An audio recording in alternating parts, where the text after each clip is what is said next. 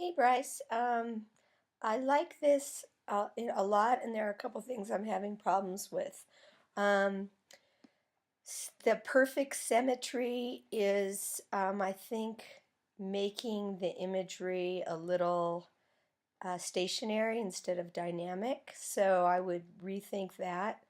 And I think that's also in conjunction with the fact that all your shapes are oriented vertically or horizontally. There's no rotation of any of your shapes.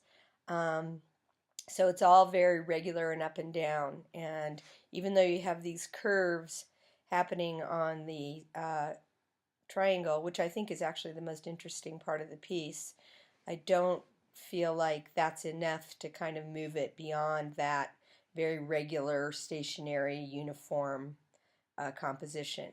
So a couple suggestions. I would make more things that are black larger so that you have less white space. You have so much white space that it's not as interesting as it could be.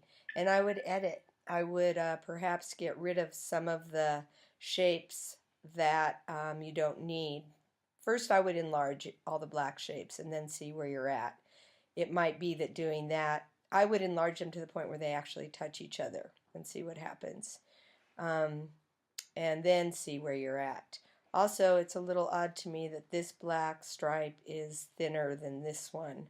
That makes it seem a little top heavy. So make up, I do like the idea of having a black band on the top and the bottom, but I would make them equal in, in width. Okay, so some revision here, and I think you're on your way to something. Okay?